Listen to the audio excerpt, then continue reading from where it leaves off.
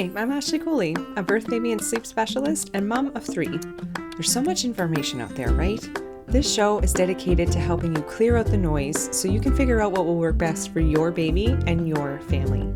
If you're looking to learn more about your baby, gain more confidence in your parenting, and get as much sleep as you can through it all, you've come to the right place.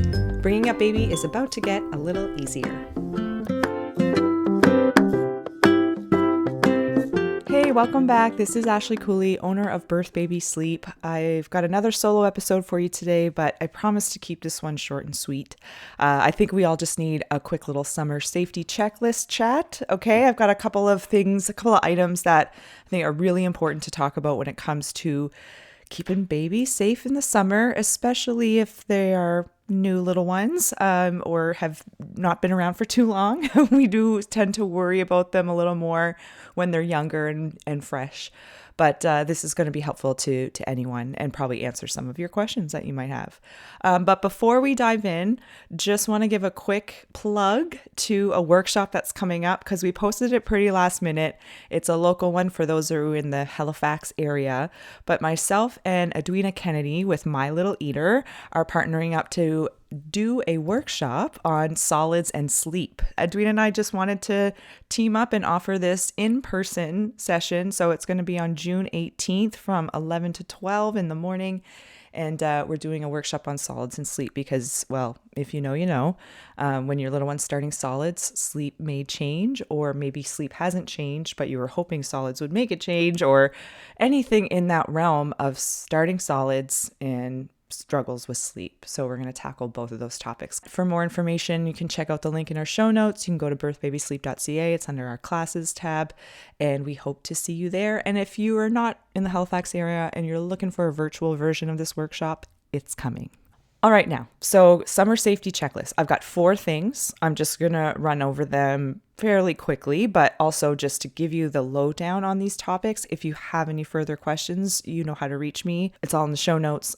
Email, give a shout, whatever. Do what you need to do. I'm here for you.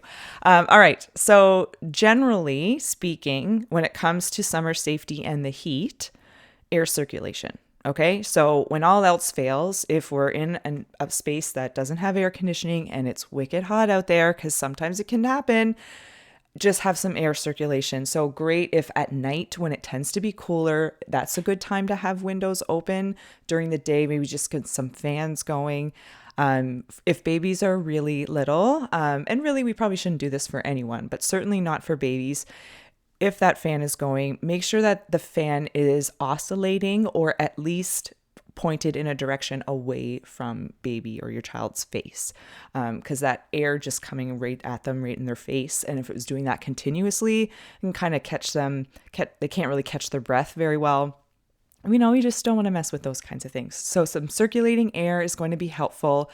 Yes, it's probably circulating warm air, but in extreme heat, what has helped, and trust me, I've Googled this so many times, I've asked so many people, because not until just a few years ago, we didn't have air conditioning. So when our kids were babies, new babies, and I had one born in the heat wave at the end of July one year, it was really, really hot. And upstairs, their temperature in their rooms was nearing 30 degrees. Like we're getting up there, right? So trust me when I say that this actually works, this technique. So let's say we're putting them to bed at night or for a nap, trying to cool down the room a little bit.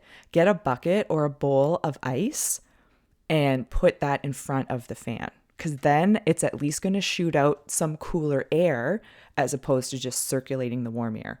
But, circulating air is at least better than non-circulating air.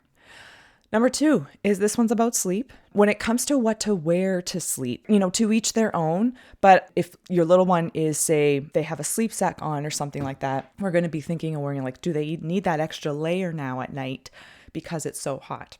Brand new newborn babies actually can't regulate their temperature very well. So still doing lots of skin to skin. Again, if you have a young newborn, an infant, that can still be really helpful. But otherwise, I am a big fan of keeping the sleep sack whenever possible, if you feel safe to do so. A very light material that is really soft, but also very thin and breathable. Sometimes that's going to work better for sleep. So having them just in a diaper and the sleep sack, as opposed to no sleep sack and just a onesie or even just a diaper. Because if your little one is used to a sleep sack, they may not want to go to sleep without that sleep sack anymore, or sleep as well. And of course, we're talking about safety in all facets here. Of course, I'm considering that it's not dangerously hot in this space that they're sleeping in, that you do have circulating air and it's nice and dark, so that can help too. So, with all of those things at play, when in doubt, if you can, my vote is keep the sleep sack, let them wear the diaper, nothing else, and then they're probably going to get a great sleep. It is still safe for them to wear a light layer, especially if it's going to help them get some good sleep and you got some circulating air. Okay. So the next one is hydration. Offer fluids often, is all I can really say to that. Of course, if your little one is over 6 months of age, or they're a toddler or a preschooler or what have you, just offering that water at meals, at snack, at just any time. And sometimes just maybe being like a little bit obsessive about it if you have to. My kids are almost 7, 10, and 12 at the moment. And all but the 12-year-old, she's pretty good with her water intake. But the others, it's like, guys, drink your water. It's still a thing. But offering fluids often. For babies under 6 months, they do not need, nor should they have water in addition to their breast milk or formula. So sometimes just shorter, more frequent feeds can be helpful. And, if you are breastfeeding, your milk is going to be more thirst quenching for your baby because that kind of comes with the magic of breastfeeding. But formula is also going to be very hydrating. And again, maybe shorter, more frequent feeds are going to be helpful on those really, really hot days. Last but not least, but probably the most important, when baby's in the car seat and you're going for a walk or you're sitting outside and they're in the sun, maybe they're not in the sun, but they're sleeping and you have a blanket or a car seat cover of some kind over their car seat. It's wild how quickly it can get hot in that space. So I urge you to, rather than completely cover baby's car seat, maybe just having the hood up for the car seat. And if you're at a point where maybe their legs or their feet or something that is still in the sun, hopefully it's only just maybe for a couple minutes before you turn a corner if you're walking, or you can have some light coverage, but do not cover it fully. That's all we've got for today. So air circulation, considering what they're wearing to sleep, opt for the sleep sack and just a diaper if they're used to sleeping in something like that. Otherwise, take whatever extra layer they've been using off and they should be good to go. Hydration, making sure smaller, more frequent feeds if they're under 6 months because they don't need the water. And of course, offering water to those that are older and being careful with any car seat cover in the heat. You're not getting anything or using anything that's offering full coverage, whether that's even just a light blanket on top, because it can still get pretty hot in there. All right, so head to the beach, have some fun. Well, that can be hard with babies. Sometimes they just want to put the sand in their mouth, but there's so many other things to enjoy in the summertime. Thanks for entertaining me for this episode. I hope you found it helpful, but I think these are really kind of the main topics that are going to keep everybody healthy and well and cool in the summer. All right, guys, until next time, see you later. If you're looking for more information or support along your parenting journey, check out birthbabysleep.ca. That's where you're going to find prenatal classes, postpartum and new baby resources, and sleep support during the childhood years.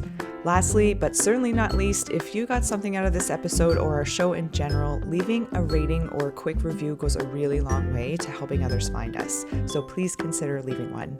That's all for now. I'm Ashley Cooley, and we'll see you back here next time.